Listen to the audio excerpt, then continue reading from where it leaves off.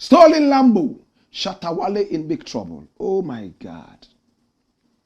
Now Shatta Wale is a well-known artist. He does dancehall and of course African music. Shatta Wale. He belongs to a certain movement known as the Shatta movement. And he's been encouraging his fans to hit it hard and be able to make it in life. My brother, my sister, recently there was a reshuffling of his management team. And when I went underground to find out why the reshuffling, some very interesting answers came up. I'm not going to share that now. My brother, my sister, this is Shatta Wale. A lot of the times you see with really expensive things like you see here.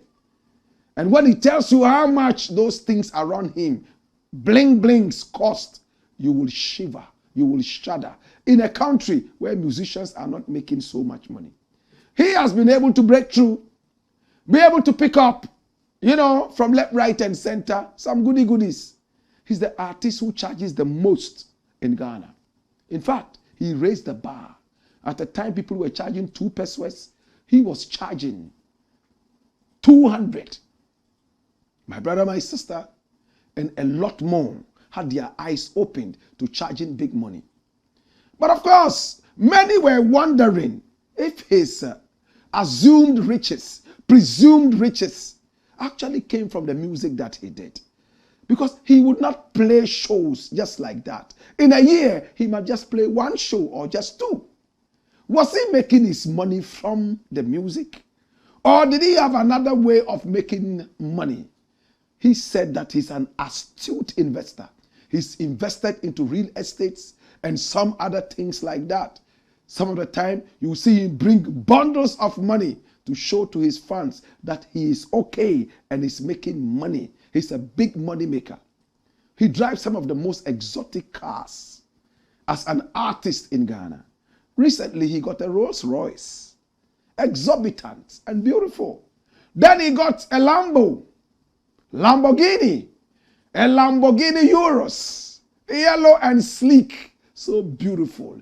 Puyaka, Shatta Wale. And his fans were excited. Many were those who teased his fellow artists, especially those he's in contention with or some kind of rivalry, that they couldn't afford this. Shatta Wale unveiled this beautiful Lamborghini Euros. My brother, my sister. And then, in pomp and pageantry, he paced about gallantly, as if he was dancing in a palanquin. My brother, my sister, he looked at the new queen and he forced his distractors to swallow chloroquine. This is Shatta Wale. Oh my God. My brother, my sister. But only yesterday, news broke. EOCO, economic crimes, and blah, blah, blah, blah, blah, fighting corruption in this country. He's headed by a guy called, what's his name again? Raymond Archer. He's a bearded guy. In fact, now the beard is longer than this. Raymond Archer is a man who is ready to see Ghana work again. He's ready to fight corruption. In his own words, he has suffered the pangs of corruption and he has seen raw corruption in the past regime. So now, he doesn't want to see it again. He wants things to work. What did they do?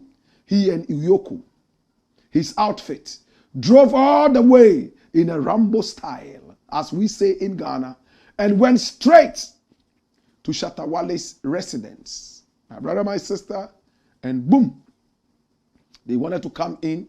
Security would not allow them. They had to get Shatta Wale to allow the officers in. And their reason, they were coming in for an investigation.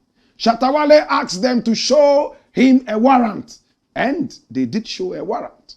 And he opened the gates. When they entered, they said, we are here to investigate something. And that thing is that you have a stolen Lamborghini. He said, yes, I have a Lambo. I also have a Rolls Royce. I have a number of cars. Is that the only one? They said, yes. This is a stolen car. Shatta Wale said, I'm just a third party to this. I don't know anything about a stolen car. They asked him if he knew a certain guy called Kwabna Edubwain, who is about to go down. He's a criminal who has been engaged in a mafioso, a car stealing mafioso, stealing cars from Canada, United States of America. This guy was appointed by Nana Akufo-Addo as the boss of the NSB, National Signals Bureau. Now he just came out and he has agreed that he actually bought one stolen car. But according to EOCO, he's a kingpin of fraud, buying stolen cars and selling them. Shatta Wale agreed that he actually bought the car from this guy. But he said he didn't know that the car was stolen and that he had papers to show that it was his car. And when they asked to see the papers, the bosses looked at the papers and said, hey, if only you knew. The owner of this car originally was shot and killed in broad daylight in America. His body was dragged out and this car was driven away and shipped all the way to Ghana. You have bought a bloody car. And we have evidence that you are linked to these fraud kingpins. You, Shatta Wale, you are linked to these fraudulent guys and we need you. When Shatta realized that, Yawa Dongas, as we say in Nigeria, he begged that the drama was too much. The people should move and that he would drive the car quietly to the EOCO office. Or else, if the car was seen to be driven out of his apartment by EOCO officials, it will destroy his brand, his hard-earned brand. He was only concerned about his brand and his business. My brother, my sister, and this was what came out earlier. Yes, Shatta Wale was allowed to deliver the car himself, saying that if the fans saw the vehicle being driven away by EOCO, it would destroy his brand. And this is Raymond Archer, EOCO boss. And they brought out a whole press release on this. I was one of the first to get this press release, my brother, my sister. Yes, one of the very first to get this press release. And interestingly, Shatta Wale came out and he spoke a lot about this. He said the people came into his house with guns as if he was a criminal. And he didn't understand why they had to do that. And then he went ahead to say that they will lose the next election. He blamed Raymond Archer for the Rambo-style harassment, as he called it. And in his own words, he said, President Mahama did not appoint you to come and harass citizens. In fact, he was on social media and he wrote a lot after speaking a lot. And I think that I need to show you a few of the things that he himself wrote on Facebook. My brother, my sister, a lot he wrote. But all in all, he warned the EOCO never ever to try to invite him or else there would be trouble. But Raymond Archer is not a soft guy to be threatened like that. As long as he believes he's doing his work, he's going to go all out and do it. Why did they go to Shatta Wale's house armed to the teeth? Of course, they know that Shatta Wale claims gangster. He claims gangster. He's well protected, and those people around him can do just anything to protect the guy. Probably that was why they went in there armed to the teeth. Why did they not tell Shatta Wale in advance that they were coming to his house? Of course, they will not do that if it has to do with a stolen vehicle. How about if he drives it away? How about if he hides it somewhere? So they went in there and caught him by surprise and took the yellow Lambo away. My brother, my sister, there are a lot of code cards. Flash them one after the other and you will see from the press statement issued by EOCO. So many people have put them out. And watch this. It says, Shatta Wale and a former senior officer of National Signals Bureau have been assessed as persons of interest and will be invited by EOCO in the coming days. Come here, my youth. Come here. It's interesting. It's interesting. It's interesting. Yes, it is interesting. Now, Flip and bring another code card. Quick, quick, quick, quick, quick. A lot of them are in the media. My brother, my sister, flooding the Ghanaian media. Now, EOCO officers who searched Shatta Wale's house were professional and civil. The seizure of the Lamborghini was without incident. They carried it away. Nobody fired a weapon. Nobody hit anybody. They just carried the Lambo away, and that was what it was. FBI intends to send formal mutual legal assistance to Ghana government for return of stolen Lamborghini Euros retrieved from Shatta Wale. My brother, in relation to searching Shatta Wale's house, it is standard practice for officers of the surveillance and asset recovery unit to carry weapons whilst on operation. It's standard. And this is what Raymond Archer is saying. And EOCO finally sees Shatta Wale's Lamborghini Euros verified by FBI to be tied to one Nana Amoah, who is currently in jail in the US for multiple crimes. And who is Nana Amoah? Nana Amoah, according to the FBI, is a Ghanaian criminal. In fact, he is a fraud kingpin. This gentleman here. I've never met him. I don't know him. My brother, my sister. Shatta Wale says he doesn't know him either.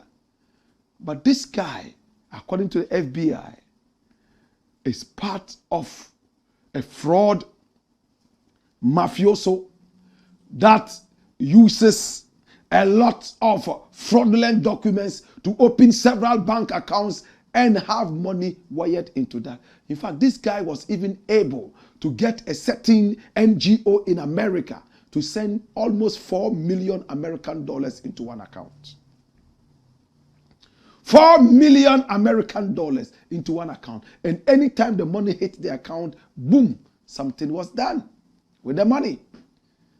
My brother, my sister, this is the gentleman.